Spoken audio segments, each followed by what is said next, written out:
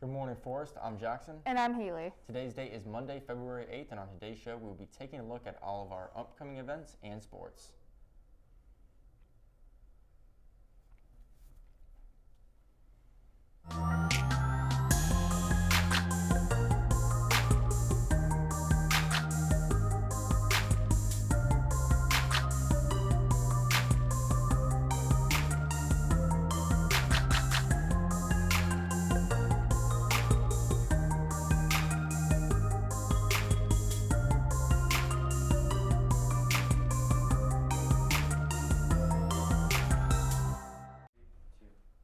Students, please be sure to comply with our dress code, especially when it comes to crop tops in this chilly season. With student activities starting to pick up again, please be diligent about wearing your mask above your mouth and nose, unless told by a teacher that you are socially distanced.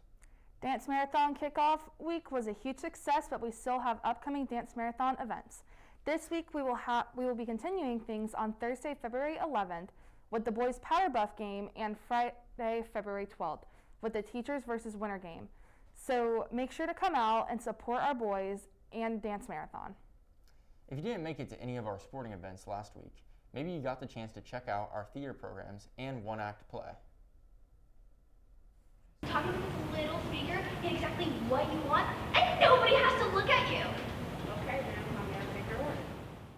Our troop 3069 had their showcase last Friday night called I Don't Want to Talk About It. The play discussed many important topics including bullying, suicide, and pressures of being a teenager. This show is really relevant to our time and our society, especially with COVID going on and people in lockdown and not knowing how to handle a lot of their inner emotions. And if we don't talk about the hard things, then they bottle up and they keep building up and they keep building up and until we explode and they completely cripple us. Suicide is the second leading cause of death among teenagers in the U.S. Sadly, the suicide rates have been increasing over the years. If the kid next to you didn't show up to school for the next 6 months and you found out he killed himself because something kids in your class said or something you might have even said, I mean, you're gonna really feel that. I struggled with a lot of the stuff he did when I was younger, and it kind of hit me a little bit, and it was like, what? This is like almost kind of looking in a mirror for me. It's not, obviously not entirely, but in a lot of ways, like I felt connected, like kindred spirits, if that makes sense. Actors hope the play brings awareness to these difficult topics that need to be discussed. For some of the people watching tonight, this play hits a little too close to home. Personally, I've lost a friend to suicide, and it really kind of tears people apart. And I think we don't often understand the emotional struggle that a lot of people are going through, and you would never expect that to happen to somebody that you know. If you or someone you know needs help, call the Suicide Prevention Hotline. This has been Julie Bartoli reporting. Now back to the anchors. On another note, students, if you want your copy of Matchmaker results, you can purchase it for $2 in the library anytime, or buy them from class officers during A-Day lunches and CAT. They will only be selling to the end of February, so make sure to purchase them soon. And don't forget, this Wednesday and Thursday, Miss Polar's will be selling Krispy Kreme donuts for $8 a box. So bring your cash because these boxes sell out quickly. Also, the class of 2024 t-shirts are available in the Media Center. So freshmen, make sure to place your orders as soon as possible. This week has been very eventful, not only for Wildcat sports, but for pros as well. So let's throw it over to Grace with all of our sports news. Hey Forrest, I'm Grace with your sports news for today. Our last...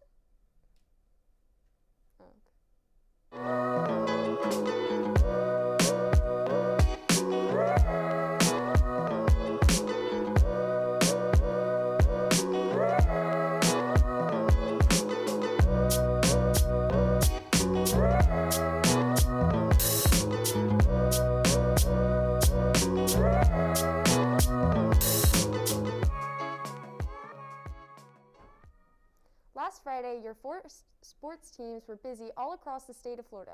Our girls' varsity soccer team took on Childs in the semifinal round of the girls' soccer districts held in Tallahassee. They unfortunately lost with a score of 0-3, but they are still very proud how far they made it to the great end of the season. Let's take a look with Rachel as she talks to one of the team's freshmen. Good morning, Forrest. I'm Rachel Sheely here with one of our varsity soccer players, Camden Collins. So, Camden, how did the team prepare for the season? To prepare for the season, we practiced every single day after school, and then we also did a lot of team bonding this year just to get us closer together so that we could pass the ball and be good together. So, being a freshman, how did it feel making it all the way to the district semifinals? It was really awesome making it all the way to semifinals because that just means we can improve from here on out for the next 4 years in my high school career, and we can go all the way next year. And how do you think the season went as a whole? Altogether, I think the season went really well. We went the farthest we have in a really long time, and we improved a lot from the beginning of the year to the end, so I think it went really well. We're so proud of our girls varsity soccer team. Now back to the anchors. Also on Friday, our varsity boys basketball team took on cross rivals Vanguard and lost with the score of 42-61.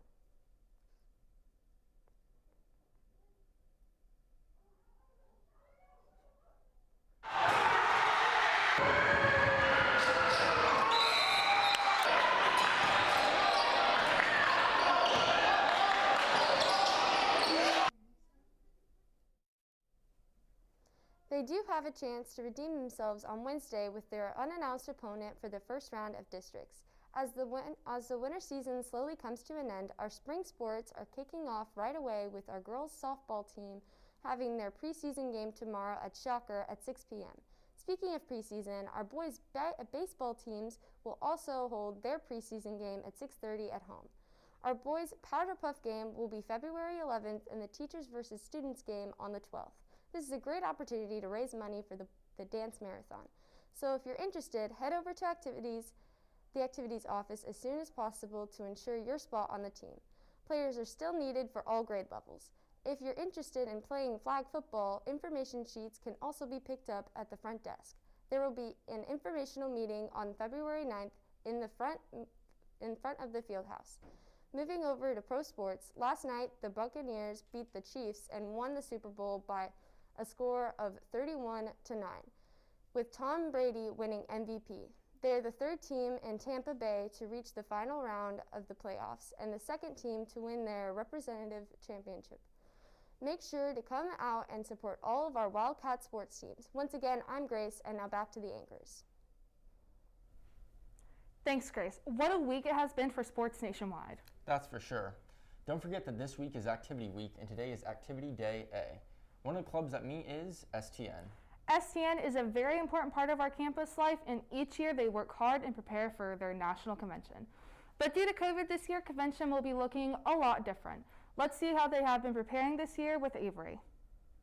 We have put decals on the floor. From the making of the Daily Morning Show to receiving nationally recognized titles, annually the Student Television Network set standards higher than ever before by attending the STN convention.